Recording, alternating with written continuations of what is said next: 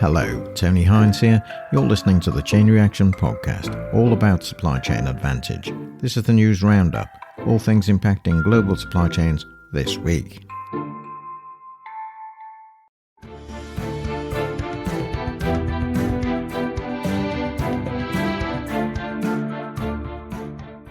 Chain Reaction.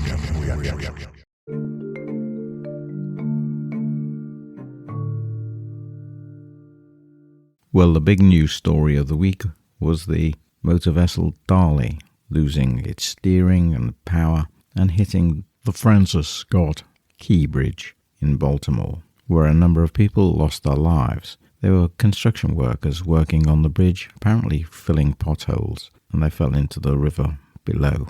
2 people were rescued, 1 was seriously injured, and our thoughts go with the families at this sad time.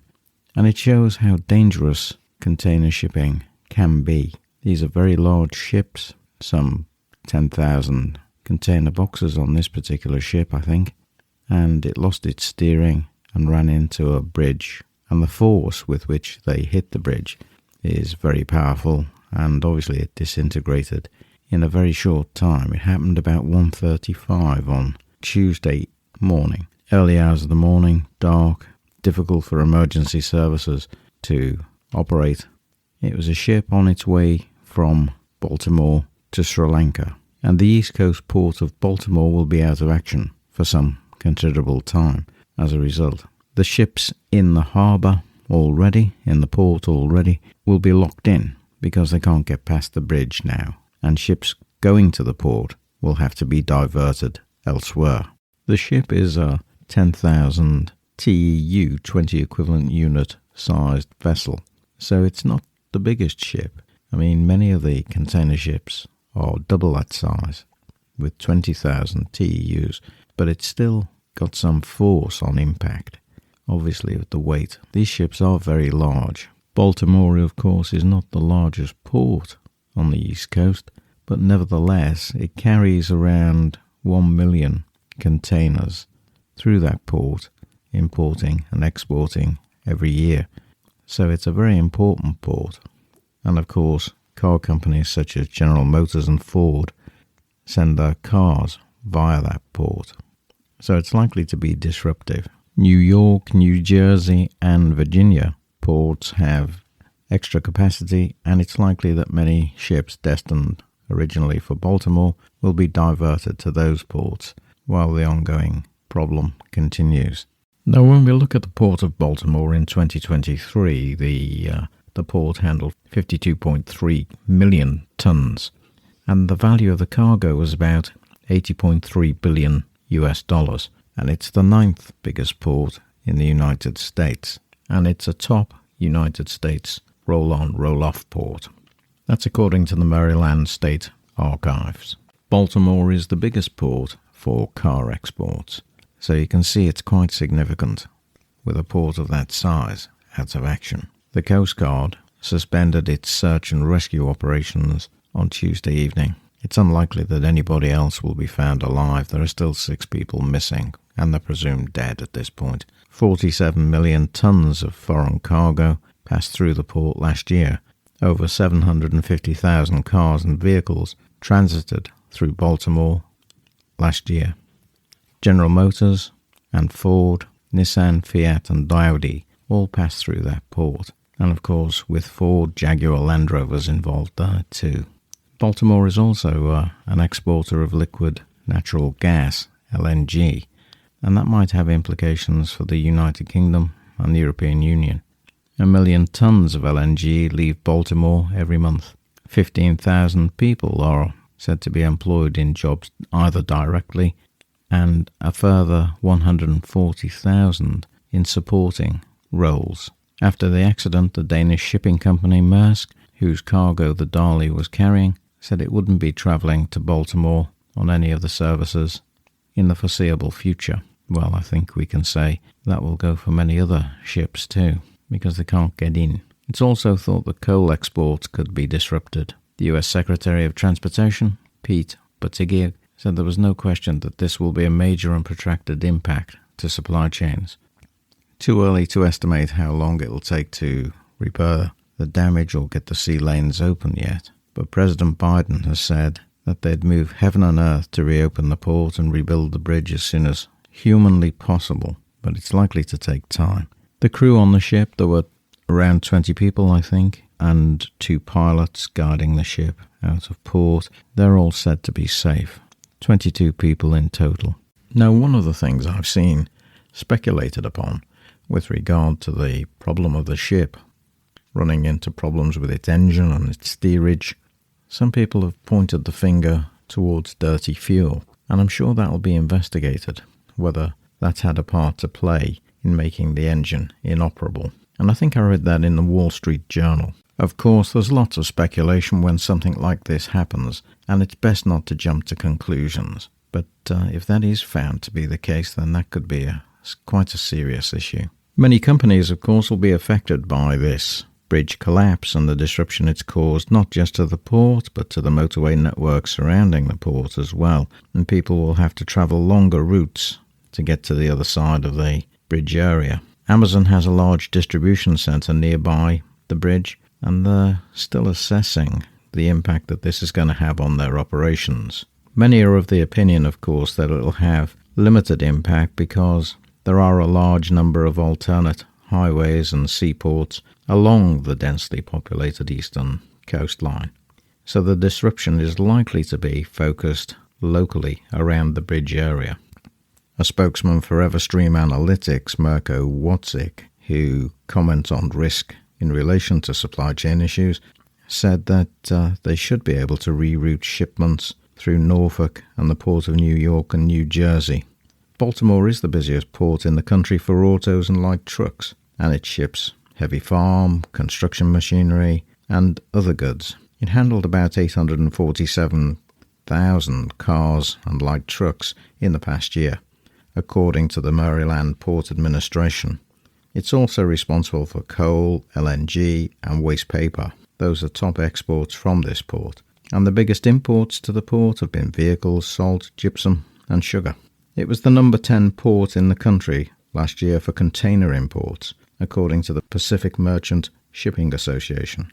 A former Bethlehem steel plant near the north entry ramp to the bridge was converted into a logistics park called Trade Point Atlantic. It's about 3,300 acres, and that's where Amazon, FedEx, UPS, and Under Armour are located. Coal traffic is delivered to the port mainly by freight rail. BMW said its import terminal to the south of the bridge won't be affected. Many people, of course, rely on the bridge on a daily basis, so it will add time and, of course, cost to the additional journeys that they'll have to make around the area. About 3,000 journeys were made across the bridge on a daily basis prior to the collapse.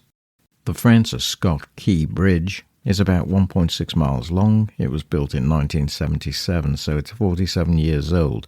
And of course, if we think about ships in the 1970s, they were much smaller than they are today. And even this container ship that struck the bridge, or one of the pillars on the bridge, which made the whole structure collapse, is about half the size of many of the larger ships that sail the oceans today. So one of the questions that must be crossing people's minds as they consider the fallout from this accident is how many other ships could possibly lose control in ports and damage bridges or harbour structures. And actually, this particular ship is not new to this problem. The ship involved, the Dali, is a Singapore-flagged container ship. The Dali's owner is listed as Grace Ocean, a Singapore-based firm, but it's managed by Synergy Marine, also headquartered in Singapore, which temporarily leased the ship to Maersk, and it set off from Baltimore Seagirt Marine Terminal en route for Colombo, Sri Lanka.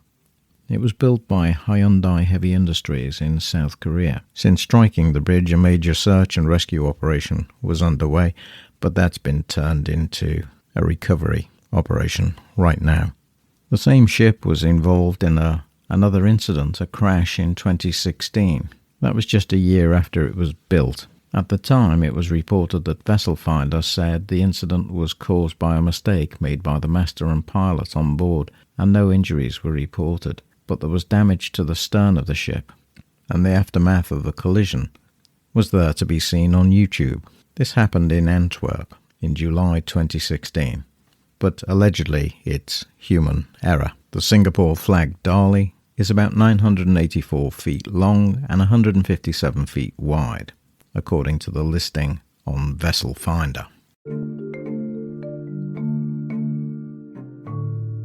With 80% of trade, international trade that is, carried out by sea, it's essential that those carrying out that trade have insurance. And marine insurance, of course, is very important. And we don't need to be reminded of that from this event reported this week, where the container ship struck a bridge. But we've had a number of losses that have incurred problems for many businesses over the past few years.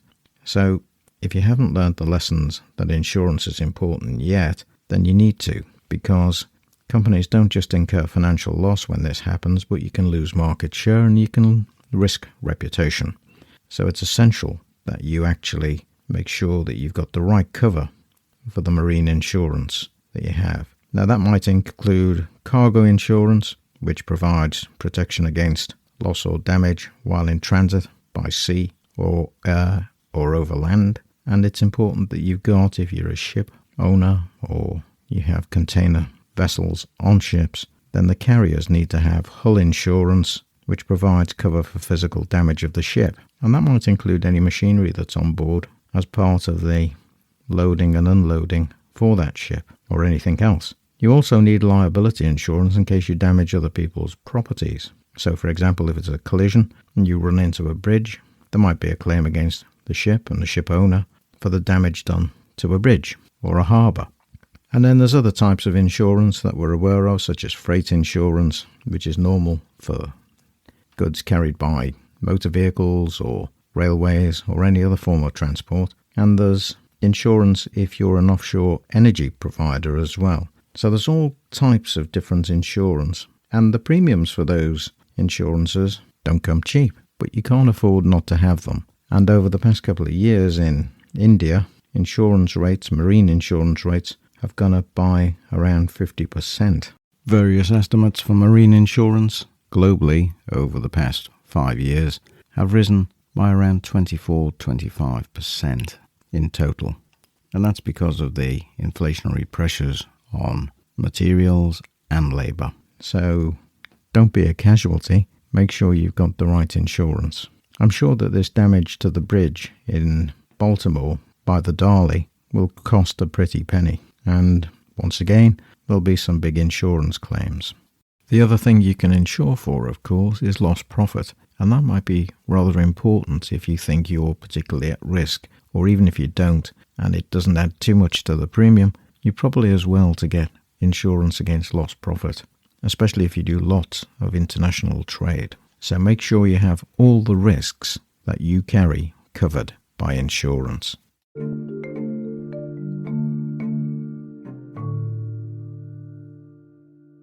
Well, some other news this week. Subaru in the United States is recalling 118,723 SUVs and sedans over an issue which prevents airbags from deploying in a crash. This is according to the National Highway Traffic Safety Administration, the NHTSA. These cars were produced between 2020 and 2022, so it's not a new problem. It's a problem that's been around since 2020, and it revolves around an occupant detection system with a capacitor in the sensors. It may crack and short circuit, and that can prevent the passenger airbag in the front seats from deploying if the cars or the vehicles have a crash. Now, I think it's quite interesting. There's been a lot of car recalls, and we've been talking about these over the past few weeks. And of course, you can stop by and pick up my episode that's out right now on remembering quality.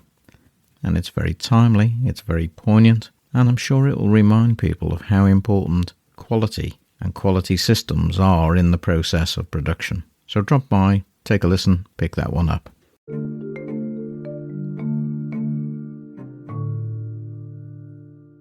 BYD, the Chinese car maker, has set target for 2024 of about 3.6 million vehicles. And that's up 20% from the record-breaking sales it's said to have had last year. That's according to the China Business Network. The company aims to sell about 500,000 vehicles overseas this year, and that's more than double last year's total, and it's hoping to reach 1 million by 2025. That's according to the chairman, Wang Shangfu. That's what he told an investor meeting this week.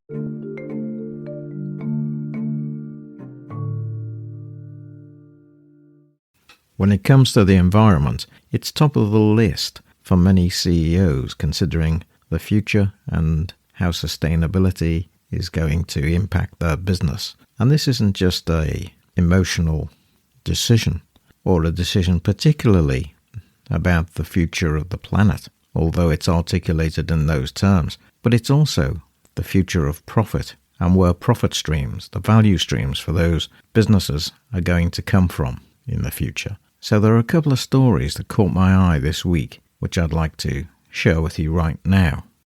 Now, the first one is coming from India, and it's about another search for valuable minerals which are hidden in the depths of the oceans of the world, and they argue that it could hold the key to a cleaner, greener future. India already has 2 deep-sea exploration licenses for the Indian Ocean, and it's applied for 2 more, and there's increasing competition between global powers to secure critical minerals, which I've talked about on the program in the past. China, Russia and India are each vying to reach huge deposits of minerals such as cobalt, nickel, copper, manganese that lie at the bottom of our oceans. These metals are invaluable to produce renewable energy. They're needed for solar and wind power, for electric vehicles and for battery technology, and in the battle against climate change. The UN-affiliated International Seabed Authority has in all issued 31 exploration licenses to date, and 30 of those are active. There's a meeting taking place in Jamaica this week to discuss regulations around the issue of licenses. One of the licenses that India has is to explore polymetallic sulfides, and they contain copper, zinc, gold and silver. They're in a place called the Carlsberg Ridge of the central Indian Ocean. Of course, some parties are not very happy about this, and Greenpeace have been tracking some of the mining activities that have been going on. The concern appears to be around the disruption to the ocean bed and to sea life, of course, as well, and what damage could occur as a result of this mining activity on the seabed. China, of course, is dominant in processing all the metals that will come from any mining activity in these particular metals. It has a monopoly when it comes to production. It produces 100% of the refined supply of natural graphite and dysprosium, 70% when it comes to cobalt, and 60% of all processed lithium and manganese, according to the International Renewable Energy Agency. And China has also banned the export of some of its processing technologies, so it's not willing to share those with anyone else anytime soon. India has signed an agreement with Russia to develop deep-sea mining technologies. So this is likely to become quite an issue in the next few years. And of course, it's something that's not visible because it's happening on the ocean beds of the world. And it's not something that comes across our minds every day. And what people would like to see, of course, is responsible investment in mineral supply chains and some kind of greater control over the impact of these activities when it comes to environment.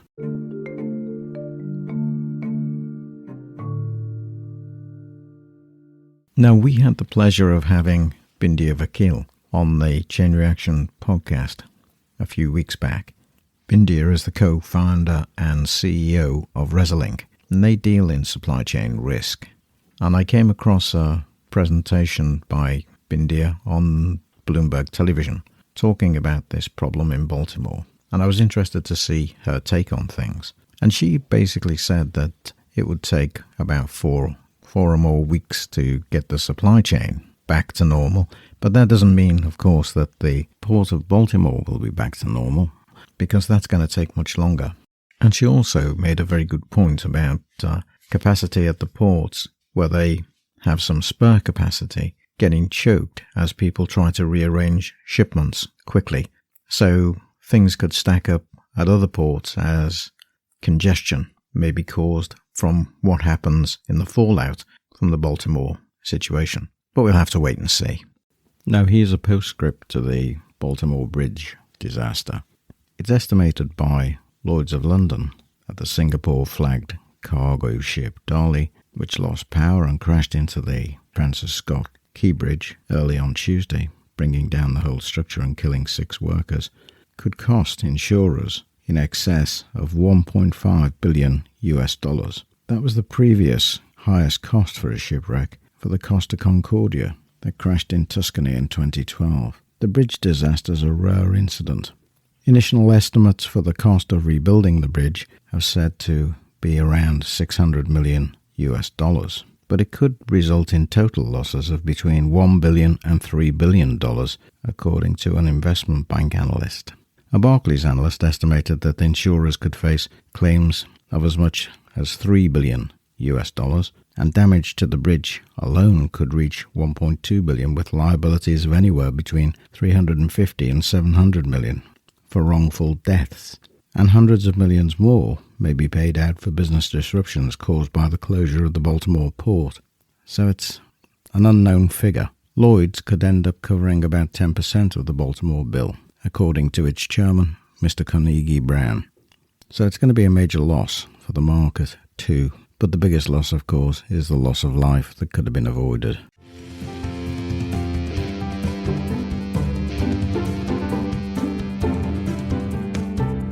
Well, that's it for this week's news round. I hope you've enjoyed the episode. I hope you found out a few things perhaps that you didn't know previously, and I hope you found it, most of all, interesting. I'm Tony Hines. I'm signing off. So I'll see you next time in the Chain Reaction Podcast. Bye for now.